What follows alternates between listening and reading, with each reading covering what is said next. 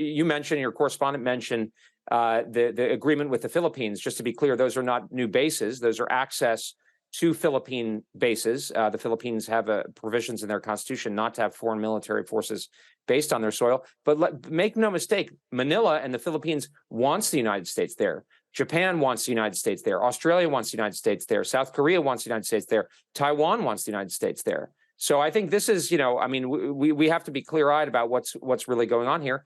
And there's an increasing threat. I mean, you may have reported about this, but a senior U.S. Air Force general said the other day that he thought a war over Taiwan could break out in 2025. I personally have no idea. I don't think Xi Jinping's probably made his own mind up. But that gives a sense of the looming peril that we face. In your estimation and experience, why do you think China would deploy this balloon when it's extremely likely that it would be spotted? It is puzzling, I have to confess, because I mean, if they'd been willing to allow Xi Jinping to meet with Secretary Blinken, who's not his peer in the ranking order, it's quite a thing to have that be canceled. I think the best explanation is probably that they were trying to test the limits and provoke. I mean, it's not impossible that it was by mistake, but I think it's very unlikely. I mean, there was another such balloon that's been spotted over Central America. So, I mean, this is a centrally controlled party state where the military is subordinate to the party. It's very unlikely to me that somebody would make this kind of mistake. I think the jury's out about what they were doing. I think they are trying to provoke us and trying to test our limits. And you see this all around. And in fact, a lot of this hasn't been reported. I think that tends not to get leaked out, but it's happening, in Asia in particular. But here we see it over the United States. I mean, about a year and a half ago, the Chinese tested hypersonic systems and elements of a fractional orbital bombardment system. It's basically a missile launcher you would put in space. That tells you about the kind of aspirations they have and they have for their military. But what you're saying is that it's a possibility that the balloon could have been deployed purely for meteorological reasons. You're not ruling that out. No, I don't. Sorry, I don't think there's any real chance. I mean, look, there's a remote possibility. Anything's possible. It could be a floating circus balloon. You know what I mean? Like, I haven't seen it up close, but I think the chances that it's a meteorological balloon are vanishingly small. I think it's almost certainly an intelligence gathering platform. What is not entirely impossible is that it was somehow mistaken or, at a lower level. But I would put that below 10% myself. It's not impossible. The chances it's a weather balloon are probably below 1%. OK, Elbridge Colby, thank you very much for sharing your expertise with us. Elbridge Colby, former Pentagon official. Let's go back to Mark, our correspondent who's standing by. We're just looking at those pictures of the jets alongside the balloon earlier on. This is a replay of what took on. I'm just hearing that we do have footage of the moment the balloon was shot. Let's look at that.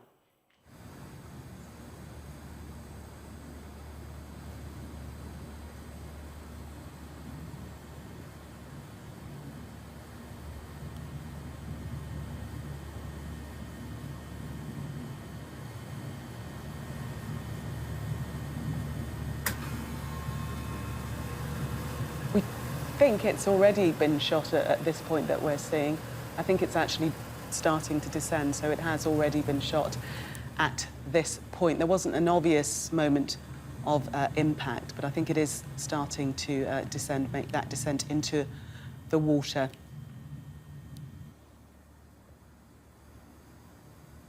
Mark Stone still standing by for us. Mark, I think this is about to show the moment of impact, but it's not.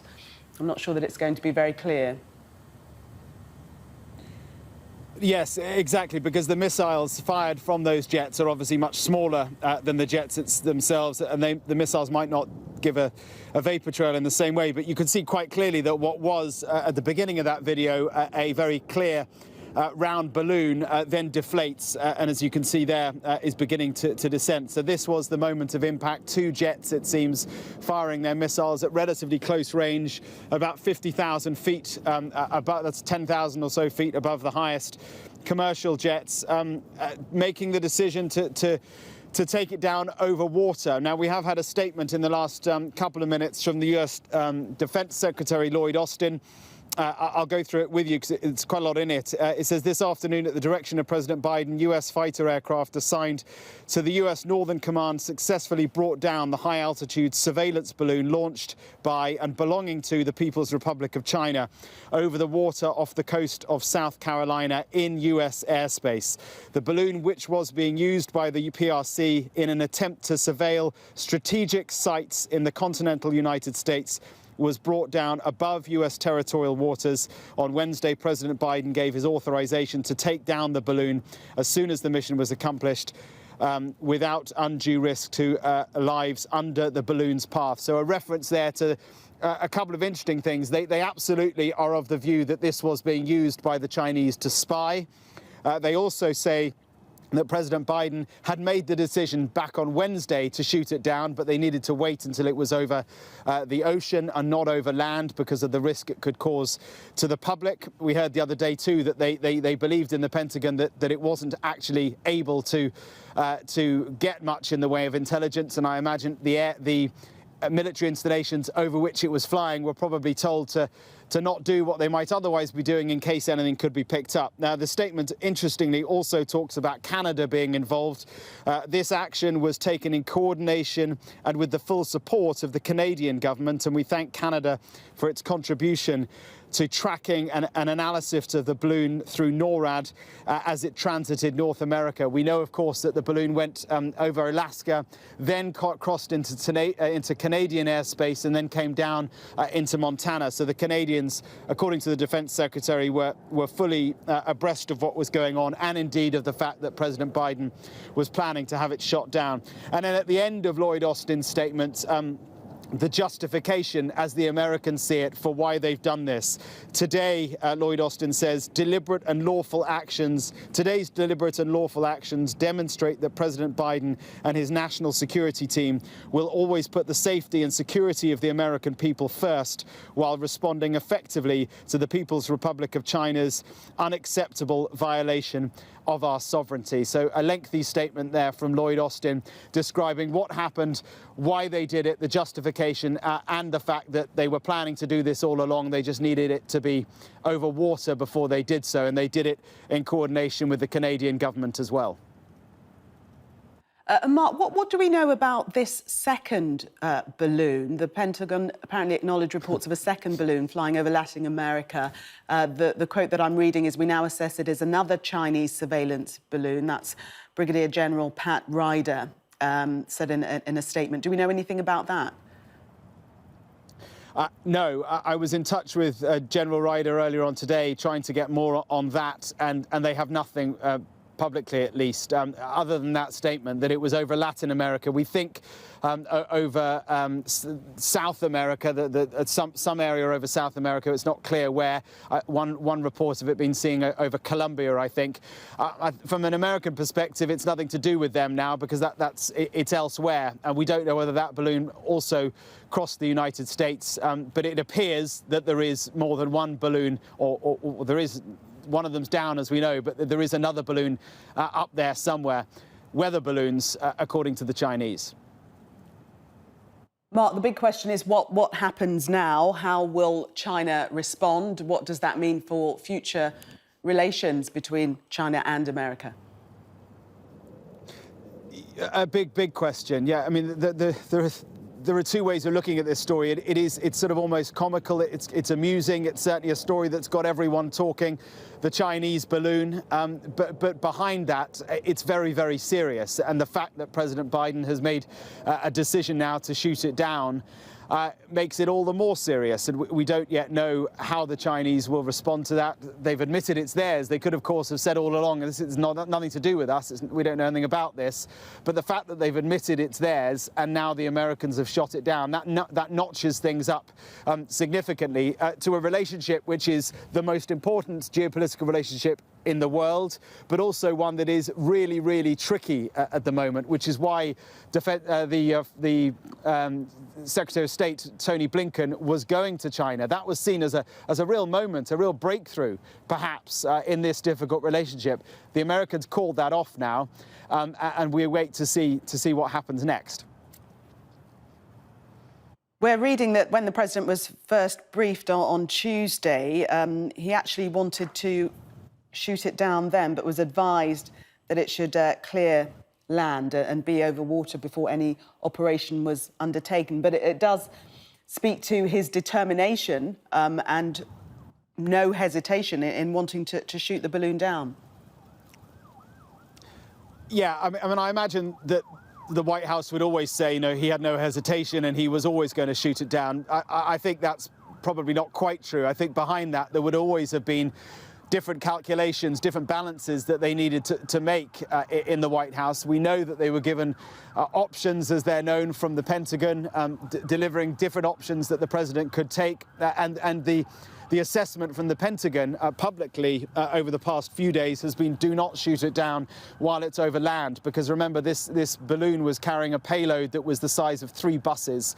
And so if you shoot it down over land, even in remote Montana, you can't guarantee it's not going to hit someone and cause significant damage. And Lloyd Austin mentions that in his statement, that the primary focus is the safety of US citizens.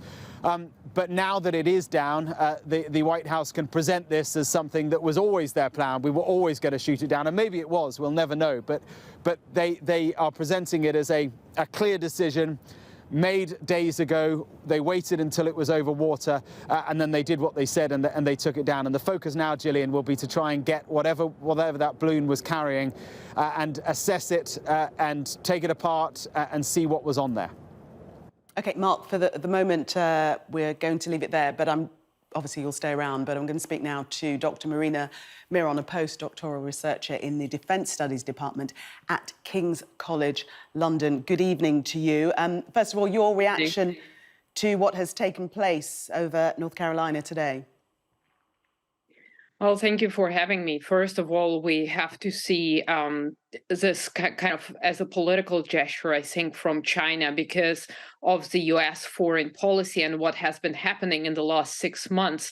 So for the first thing was a disagreement regarding China's views on Russian special military operation in Ukraine, and the fact that China didn't want to support sanctions against Russia.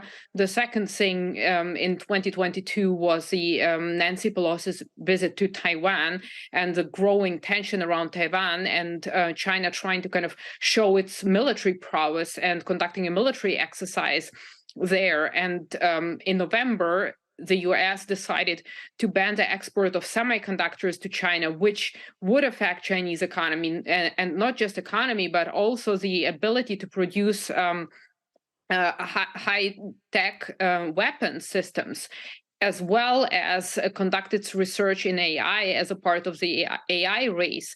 And just the beginning of this year, when the relationship seemed to improve, the US has decided to step up its military presence in the Philippines just 2 days ago. And then we see this balloon. I mean, China could have used potentially any other technology, such as satellite technology, to spy on the US, but it was certainly trying to make a statement and test the water and see how the US would respond to this.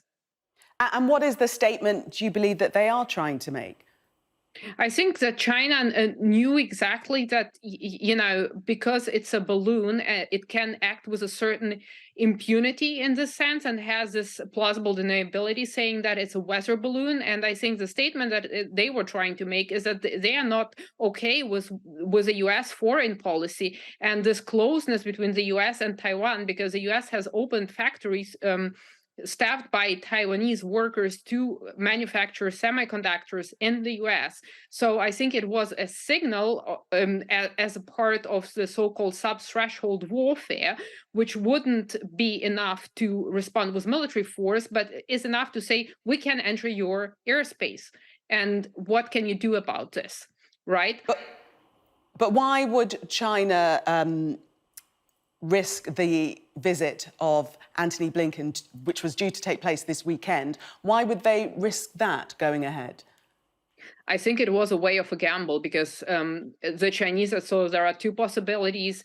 Either they didn't know that this balloon would be detected right before Antony Blinken's visit to China, or they wanted to see how will the U.S. react? Will the visit still take place? And I think inside of kind of China's ruling elites, there is still no clear vision of how it wants to deal with the U.S. Was it, it makes sense to improve the relationships or continue this competition? And since the signs from the U.S. have been negative from the perspective of China, I think it was a way to signal it's gunboat diplomacy, it's called, basically to signal that China is still watching and China can indeed exploit the vulnerabilities that the US have. But would you agree that the chances of this balloon not being detected in American airspace very, very slim? Well, the problem is that we've had that issue a few years ago with the Chinese balloons flying all over the place, including the United States. And for some reason back then, they didn't make the news. So I'm wondering what is different now. Was it supposed to get that low? So that it could be spotted from the Earth's surface. And if it was, then I would argue that it is political signaling. And if it wasn't, then China just probably wanted to gather some intelligence on the United States without it noticing. So there are those two possibilities. However, it's not clear without, knowing what was going on in Xi's mind when he made that decision to send a balloon, what exactly the most likely scenario here. And do you believe that shooting down the balloon was the only option before the American president? Well, first of all, China distanced itself and said that it's a weather balloon. So there would be, let's say, politically saying no harm in shooting it down. And the other thing is we don't know what equipment that balloon had. And if it was gathering intelligence and maybe tapping into different frequencies using kind of electronic warfare complexes, it would have stored that information. I don't know how much of it might have been transmitted to China already, but shooting it down would ensure that whatever is left there wouldn't get to China. And so I think that the decision was well justified to wait until the balloon is over the water and then shoot it down, even if in the process you risk destroying potential evidence against China. Yes, I was going to ask you about that. How difficult will it be to recover any information from the balloon now that it's submerged in water? Well, I'm not sure how resistant the systems are that it was equipped with, but I think it still makes sense to retrieve them and try to salvage whatever there is to salvage, in order, on the one hand, to know what technologies were on board, and the other thing would be to see whether you can retrieve any data so that you at least know whatever was recorded and transmitted to the Chinese authorities, what data did they get to see, because it was hovering over the nuclear site in Montana, so there is a potential that a lot of information had been recorded there. What type of information would you expect to retrieve from this craft? Well, apart from pictures, because it has a wider aperture, it might have tried to tap into different frequencies in terms of, radio waves and try to intercept communication. It could have also probed the cybersecurity, depending on what technology it had. And, for certain cyber attacks, you would want to be close to your target, physically close to your target. So there are a lot of possibilities in terms of what China could have gathered using that balloon. And what do you think China's next step will be now? Well, that's a very good $1 million question right there. Well, I think China will try to take a step back, seeing the ramifications it has caused, and try to argue that it was indeed a weather balloon and that it was harmless. And I think, if China indeed didn't intend for this balloon to be discovered, as it happened in previous years, and it never made it to the news, China was hoping that it would get away with it, probably. But I think at this stage, the best course for China is trying to somehow salvage the relationship by using its thin blanket of deniability, trying to convince the United States that it was not a malicious use of of a balloon to spy on the United States. But we shall see how this unfolds, because I think it is important for the United States and China to discuss certain issues, specifically in relation to Taiwan. So an escalation right now would probably be unwise from China's point of view. What if it were proved to be simply a weather balloon? What then? And would we actually ever find out if that was the case? It depends on what kind of evidence can be recovered from that balloon. And, it would fit well with the story of China doing geoengineering and, implementing a certain kind of meteorological modifiers by 2025. So this is an official Chinese program where they want to do try to manipulate basically weather for agricultural purposes as well as military purposes, obviously. So they can make a very plausible case that indeed whatever was on that balloon was just as part of this program, and that's why they sent it in the first place. And since you cannot steer a balloon the same way you would steer a drone or even an airplane, they can always say that something went wrong with the navigation, and it lost helium, it got too low, and it wasn't supposed to do that. But there are so many coincidences now in relation to that balloon that it's improbable. But if you don't have any evidence, you cannot really do anything.